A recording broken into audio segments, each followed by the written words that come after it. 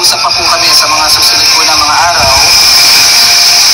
Pero in general, maayos naman po yung aming pag-uusap. So, hindi lang po pwedeng i-disclose yung mga iba't ibang mga bagay. Pero, papunta ko tayo sa maganda. Okay? So, pwede, baka it's your turn to talk. So yun, shoutout po agad sa 1,441 viewers. So, kumusta po kayo? Namiss ko po kayong lahat. So yun po, syempre unang-una sa lahat dito. Syempre gusto ko rin humingi ng tawad sa lahat. Kumbaga, kanina atod ako makapagsalita. Apart ako sa inyo eh. Like, paano? So yun dito, parang feeling ko din na, yun nga, meron tayong mga kanya-kanya tayong agenda sa buhay. Pero, iba pa rin talaga pag nagkaayos yung dalawang partners. Parang sa basketball. Pag nag-away kayo, hindi kayo mag-aapit sa dulo. May tension. Pero, sabi nga, kahit may tension, kahit naman sabihin na ibang tao, kung talagang yung both side is willing na mag-ayos, is okay lang din. Diba din lang. Yes. So kahit, wala din naman natin, ngayon di natin maiwasan yan kasi nandun sila eh. Hindi natin maiwasan yung mga taong kung ano sabihin, ganito, ganyan. Pero, nandito naman ako hindi para sa sinasabi nila. Nandito ako para makipag-ayos. Nandito ako para hindi mapakita ang tao. Basta ako hindi po ako andyan lang po ako. Hanggat kaya kong, hanggat nabubuhay po ako, higi po ako ng tawad sa mga lahat ng tao. So yun. Kumbaga, dahil nga po sa nangyari, marami pong mga issue, no? Maraming latuhan at whatsoever. So itong short na live po na ito, no, bago po kami magkahiwa-hiwalay, is a public announcement, no, na pwede na po natin tigilan or tigilan yung mga masasakit na mga salita, ano, dahil ayan, naupuan na po yung mga bagay-bagay. So wag na po kayo mag-alala na aabot pa to sa worst dahil both parties naman is nag-cooperate this time. So yung pong ibang mga detalye ay mapaglaban na lang po sa mga susunod na mga panahon, ano? At napag-usapan na rin po yan kung kailan, kasi nag-aaral po si Kuya. So doon po sa araw po na okay po ang kanyang schedule. So ayun. Naman to, wala namang masama doon kahit na sabihin nila eh.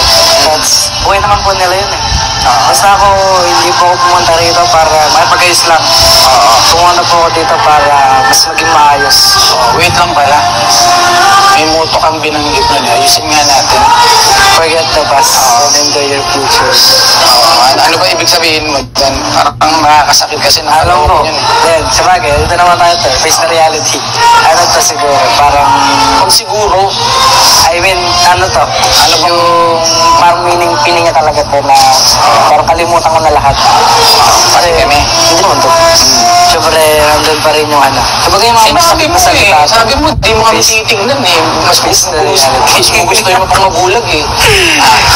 Siyempre, nandun pa rin pa yung emotion eh. Real talk natin ka, Tegram. Nandun pa rin pa yung emotion. Pero, kaya nakasabi ko kanina to. Kumbaga, masayusin mo. Ano? Hindi mo na ito para sa ayusin. Masayusin. Marami kang ipapaliwanag sa mga ka-Tegram. Kala mo. Ayan. So, ka-Tegram, alam niyo naman yung mga bugso ng damdamin. Minsan depende na rin sa sitwasyon na meron tayo. Kaya minsan, nakakabanggit tayo ng mga salitang, alam niyo na.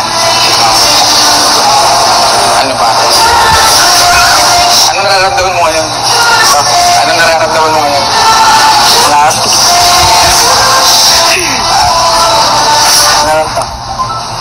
Ano nararamdaman mo ngayon?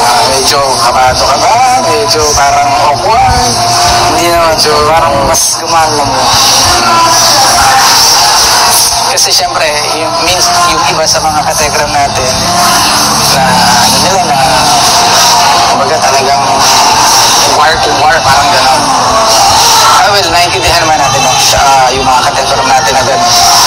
syempre, sumama rin yung loob nila sa nangyari. Parang sa tagal-tagal natin nagkasama-sama, parang ganun-ganun na lang. Kaya, yun ka Tekram, no? We understand your feelings, and we understand your feelings, and sana rin po, buksan po natin yung pintuan para po, bigyan natin pagkakataon na magkaayos, ano? Hindi man dun sa iniisip nating like yung maayos na parang katulad ng dati, pero at least yung kalooban po mga katekra, magkaanuhan pa. Magkapalagayan na po ng loob dahil wala naman pong tawag dito, natatahimik hanggat hindi po ito nagkakaroon ng closure. Tama? Ayan. Parang sa ano lang to, The Prodigal Son. Anong sa The Prodigal Son? Ang kwento nila to, na yung anak to, Suwail. Kasi yun to, syempre, kahit kaya na po makasalanan, tinatawag pa rin po ng ama. Based po sa Tinatawad na ba? Di ba po? Nag-uusap po. Kaya nakapad ako kanina to, hindi ko lang paano ko simulan eh. Katekram, gaya na sabi ko, mabilis lang po ito na live. Abangan na lang po natin kung ano man po yung magiging overall na setup, ano. Pero, ayun, Katekram. Kalma na lang po tayo, ha, Katekram? Kalma lang po, kalma na po tayo dahil lilipas naman din po ito, ano. Pero alam ko naman po yan na naiintindihan mo kung bakit minsan yung maririnig na ganito mga salita. Siyempre, opinion ng mga tao yun, ano. Actually, di ko naman na inaano yun, te. Di ko na sila pinapansin, kaya parang sabihin ko nila. Basta ako, nabubuhay lang ako, okay na buhat ko. At saka, kung alam mo sa sarili mo may nagawa kang pagkakamali, harapin natin yung pagkakamali natin. Kasi there's no other way to be free unless we face our mistake. The more na itinatago ng tao yung kanyang pagkakamali, the more na nawawala yung kapayapaan sa loob mo. Okay, if I'll ask you, mas payapa bang kalooban mo ngayon kumpara ng mga nakaraang buwan? Yes or no? Yes po. Diba? So yun. Ayun, Katekram, ano? Buksan po natin, Katekram, yung pintuan ng pag-aayos, no? Alam ko po yung iba talagang perfect kasi siguro nasubo na, no? May mga nakapangayan sa social media, mga katwiran, ano? Kumbaga talagang yung emotion po ay maalat. Pero, ayan, gusto lang po namin iparating, Katekram, no? Kung yung pong mamarapatin, kaya po natin yung pintuan po ay magbukas para po sa kapayapaan, para po sa pagkaayos, no? So, alright? So, yun. Ano ba?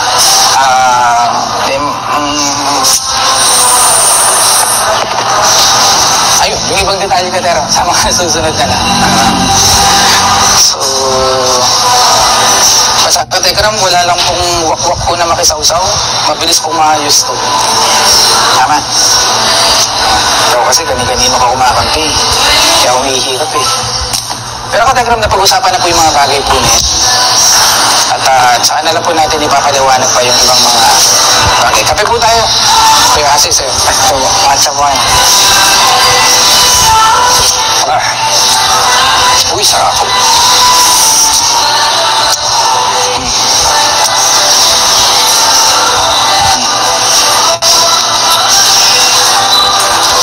Nangawit tayo po.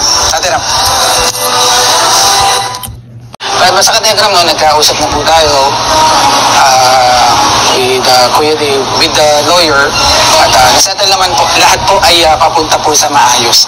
Papunta po lahat sa maayos. Kaya siguro kung huling putok na lang po ng emosyon po natin ngayon, pero after po nito, Katekram, isa na.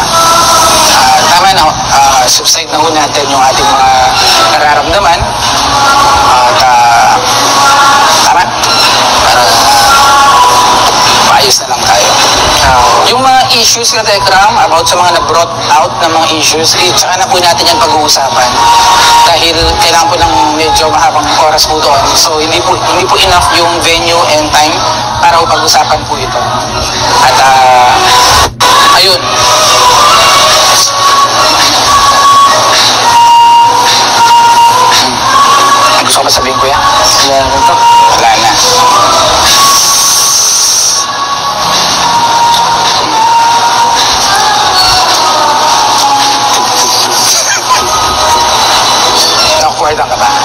naman to.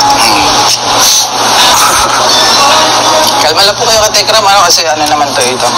Lahat naman po yung nagkakamali, no? At ang mahalaga po yung may pagkilala ng pagkakamali. Tama? May pagkilala ng pagkakamali.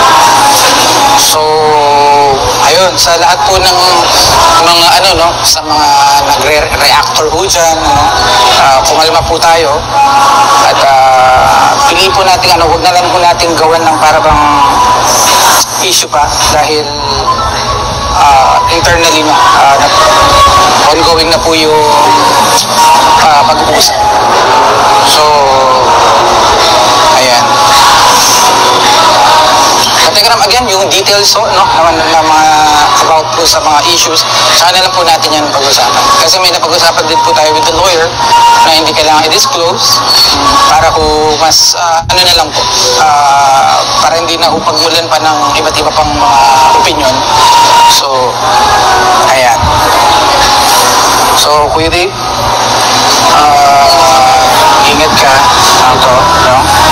At galing mo sa pag-aaral mo at makikinig ka sa mga sa payo ng mga gumagabay sa'yo. Alright? Ayun, focus ka lang. Ayun. So yun, ganda ka. Sa tingin ko, ito lang po yung magiging buod ng atin munang pag-uusap po ngayon. So tsaka na po yung iba katekram. No? At basta kuya, kapag ano, tanggap lang. Lagi ko naman sinasabi sa'yo, kapag kung alam mo sa sarili mong may pagkakamali ka at nakakarinig ka, di ba?